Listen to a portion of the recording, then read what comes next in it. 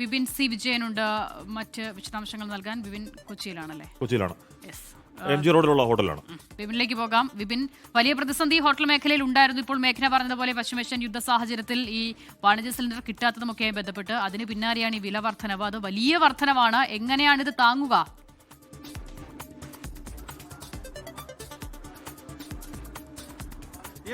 അക്ഷിത, ഈ പറഞ്ഞതുപോലെ തന്നെ ഈ ഹോട്ടലുകളിൽ ഈ ഒരു പൈസയ്ക്കാണ് അവർ ഒരു സിലിണ്ടർ വാങ്ങുന്നത് എന്നുണ്ടെങ്കിൽ സ്വാഭാവികമായിട്ടും ഇത് ഉപഭോക്താക്കളെ ബാധിക്കുന്നതാണ്. അതായത് ഭക്ഷണം കഴിക്കാൻ വരുന്ന ആളുകളെയൊക്കെ ഇത് വലിയ രീതിയിൽ ബാധിക്കും. സ്വാഭാവികമായിട്ടും ഇവർ ഓരോ ഭക്ഷണ പദാർത്ഥത്തിനും വില കൂട്ടാൻ നിർബന്ധിതരാകും. അങ്ങനെ വില കൂട്ടിക്കഴിഞ്ഞാൽ പിന്നീട് എത്രത്തോളം ആളുകൾ ഹോട്ടലിലേക്ക് വരും, അല്ലെങ്കിൽ അവരുടെ ഒരു ജീവിത നിലവാരത്തെ അത് എത്രത്തോളം ബാധിക്കും എന്നുള്ളതൊരു വലിയ ഒരു ചോദ്യചിഹ്നം തന്നെയാണ്. കാരണം എല്ലാവരും നമുക്കറിയാവുന്ന പോലെ തന്നെ കൊച്ചിയിലൊക്കെ ഏറ്റവും കൂടുതൽ പുറത്തു നിന്നാണ് ഭക്ഷണം കഴിക്കുന്നത്. അതിനൊന്നും സാധിക്കാത്ത ഒരു സ്ഥിതി വരുമോ എന്നുള്ള ആശങ്ക പൊതുവെ നിൽക്കുന്നു എന്നുള്ളത് കൂടി ഉണ്ട്. ഞാൻ നിൽക്കുന്നത് ഇപ്പോൾ MG റോഡിലുള്ള ഒരു ബ്രീസ് എന്നുള്ള ഒരു ഹോട്ടലിലാണ്. ഈ ഹോട്ടലിലെ ഒരു സ്ഥിതി എന്ന് പറയുമ്പോൾ തന്നെ അവർക്ക് ഒരു ദിവസം തന്നെ 5-6 സിലിണ്ടറുകൾ വേണം. അത്രയും സിലിണ്ടറുകൾക്ക് അപ്പോൾ എന്ത് ചെയ്യും, അല്ലെങ്കിൽ ഇത്രയും വില കൊടുത്ത് വാങ്ങുമ്പോൾ എങ്ങനെ മുന്നോട്ട് പോകും എന്നുള്ള ഒരു ചോദ്യം ബാക്കിയാവുകയാണ്. ഇപ്പോൾ ഈ കടയുടെ ഒരു ഉടമ ഒക്കെ ആയിട്ട് അവർ ചേരുന്നുണ്ട്. വില കൂട്ടാൻ പറ്റുന്ന ഒരു അവസ്ഥ ഇല്ലാത്തതിലൊക്കെ പോകുന്നത്. അപ്പോൾ ഇനിയിപ്പം എന്ത് ചെയ്യണമെന്നൊരു പിടുത്തത്തിലില്ലാത്തതിലാണ്. ഇന്ന് രാവിലെ എണീച്ചപ്പോൾ ശരിക്കും പറഞ്ഞാൽ സ്റ്റോക്കായി കുറേ പേര് അറ്റാക്ക് വരാത്ത ഭാഗ്യം ഇത് കണ്ടപ്പോൾ. അത്രമാത്രം ബുദ്ധിമുട്ടിനാണ് കച്ചവടം ചെയ്ത് പോകുന്നത്. അത് ഇനി എങ്ങനെ ബാധിക്കും എന്നുള്ള ഒരു സാഹചര്യമാണോ? ഭയങ്കര ബുദ്ധിമുട്ടാണ്. അത്ര ബുദ്ധിമുട്ടാണ് ഇപ്പം പിടിച്ചു നിൽക്കുന്നത് ബിസിനസ്സൊക്കെ. ഇനിയിപ്പോൾ എന്ത് ചെയ്യും എന്നുള്ള ഒരു ഇപ്പൊ ഭക്ഷണ പദാർത്ഥങ്ങൾക്കും വില കൂട്ടേണ്ടി വരുമല്ലേ? വില കൂട്ടിയാൽ തന്നെ എത്രമാത്രം കൂട്ടാൻ പറ്റും? നമുക്കിപ്പം ഈ കഴിഞ്ഞ 3 മാസം കൊണ്ട് കൂടിയിരിക്കുന്ന നേരെ ഇരട്ടി എന്ന് പറയാം. 1700 ചിലാണെന്നുണ്ടായിരുന്ന ഗ്യാസാണ് ഇപ്പൊ 3100 എത്തിയിരിക്കുന്നത്. അപ്പൊ എങ്ങനെ കൂട്ടും? ഏതിൽ കൂട്ടും? ഇപ്പൊ ആളുകളെ കച്ചവടം നമ്മളെ ബാധിക്കൂലേ? സാധാരണക്കാരെല്ലാം വരുന്ന സ്ഥലമാണിത്. കാരണം സിറ്റിയിലാണ് എല്ലാവരും വന്ന് ഭക്ഷണം കഴിച്ച് പോകുന്നത്.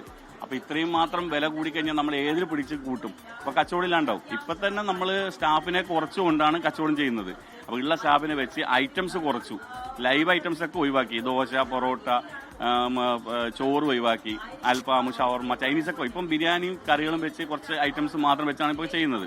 ഇപ്പോൾ 15-20 മണിക്കാറുള്ളത് 5-10 മണിക്കാരെ കൊണ്ട് ഇപ്പോൾ എല്ലാവരും നടത്തിക്കൊണ്ട് പോകുന്നത്.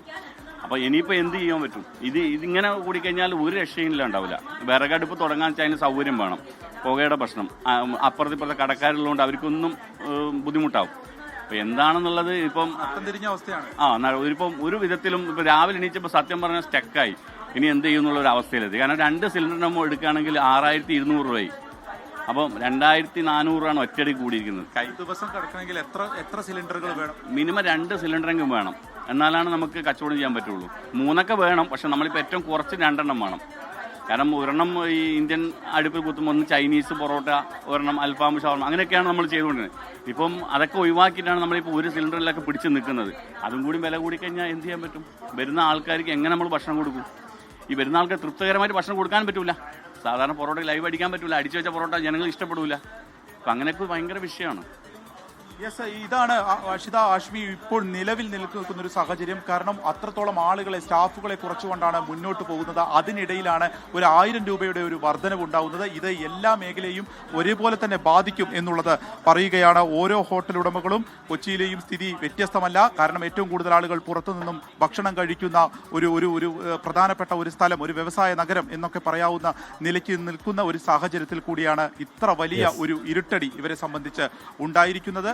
ഒപ്പം തന്നെ ഇപ്പോൾ ഹോട്ടൽ ആൻഡ് റെസ്റ്റോറന്റ് അസോസിയേഷന്റെ വർക്കിംഗ് പ്രസിഡന്റ് കൂടി ചേരുകയാണ്. ആശിഷ് മൂസ, എങ്ങനെയാണ് ഇതിന് പൊതുവായിട്ട് നിങ്ങൾ വിലയിരുത്തുന്നത്? പൊതുവായിട്ട് ഞങ്ങൾ വിലയിരുത്തുമെന്ന് പറഞ്ഞാൽ അതായത് ഈ മേഖലയുടെ ഒരു നാശമാണ് അടുത്ത് തന്നെ പ്രതീക്ഷിക്കുന്നത്. കാരണം അത്തരത്തിൽ ഞങ്ങൾ വീർപ്പ് കൂട്ടിക്കൊണ്ടിരിക്കുകയാണ്. വലിയൊരു വർധനവ് പ്രതീക്ഷിച്ചിരുന്നോ? ഇത്രയും വലിയ വർധനവ് ഒരിക്കലും പ്രതീക്ഷിച്ചില്ല. കാരണം ഞങ്ങൾ എന്തായാലും വർധനവ് പ്രതീക്ഷിച്ചില്ല എന്ന് പറയുന്നില്ല. കാര്യം ഇലക്ഷൻ കഴിഞ്ഞാൽ വർധനവ് ഉണ്ടാകും എന്നുള്ളതിൽ യാതൊരു സംശയവുമില്ല. നമ്മളെല്ലാവരും മീഡിയ അടക്കം ചർച്ച ചെയ്തൊരു കാര്യമാണത്. ഇലക്ഷന് ശേഷം കാര്യം ഇത്രയും ദിവസം പിടിച്ചു നിർത്തുകയാണ്. ഇലക്ഷന് ശേഷം അതായത് വോട്ട് ബാങ്ക് ലക്ഷ്യമിട്ടുകൊണ്ട് ഇത്രയും ദിവസം പിടിച്ചു നിർത്തി, അത് കഴിഞ്ഞത് കൂട്ടും എന്നുള്ളതിൽ ഞങ്ങൾക്ക് യാതൊരു സംശയമില്ലായിരുന്നു. പക്ഷേ ഈ കൂട്ടൽ എന്ന് പറഞ്ഞാൽ ഒരു വല്ലാത്ത കൂട്ടലായിപ്പോയി. കാരണം ഏതാണ്ട് 1000 രൂപ എന്ന് തന്നെ വേണമെങ്കിൽ പറയാം. 993 രൂപ. എന്തിനാണ് 7 രൂപയുടെ വെച്ചതെന്ന് അറിയില്ല. 1000 രൂപ മുഴുവിക്കായിരുന്നു എന്നുള്ളതാണ് എൻ്റെ അഭിപ്രായം. എങ്ങനെയാണ് മുന്നോട്ട് പോകുന്നത്? മുന്നോട്ട് തന്നെ ഹോട്ടലുകൾ അടച്ചു, അതായത് ഗ്യാസ് കിട്ടാത്തതുകൊണ്ട് ഒരുപാട് ഹോട്ടലുകൾ അടച്ചു എന്നൊക്കെ പറഞ്ഞിരുന്നു. ആ ഒരു പ്രതിസന്ധി തീർന്നോ? അല്ലെങ്കിൽ ഗ്യാസ് ഇല്ലാത്തതിൻ്റെ പേരിൽ ഒരു 50% 60% ഹോട്ടലുകൾ അടച്ചിട്ടിരുന്നു. അതൊക്കെ അത്യാവശ്യം കാര്യം ഗ്യാസ് ലഭ്യത അല്പം അതായത് ഒരു 60 അപ്പൊ അതാണ് അവസ്ഥ. 60% അപ്പൊ അത്രയും ഇത് എല്ലാവരും ഇലക്ഷൻ കഴിയുമ്പോഴേക്കും ഈ പറഞ്ഞ വർധന പ്രതീക്ഷ. പക്ഷേ 1000 രൂപ വർധന എന്ന് പറഞ്ഞാൽ വല്ലാത്തൊരു വർധനയാണ് എന്ന ചേട്ടൻ പറയുന്നുണ്ട്. അതെല്ലാവരും അത് തന്നെയാണ് നിലപാട്. അതവരെ ബുദ്ധിമുട്ടിക്കാൻ പോകുന്നത്, വീർപ്പ് മുട്ടിക്കാൻ പോകുന്നത് ചില്ലറയല്ല, അല്ലേ? തീർച്ചയായും അത് ജനങ്ങളിലേക്കും അത് എത്തും ട്രാൻസ്ലേറ്റ് ചെയ്യും, ഒരു തർക്കമില്ല.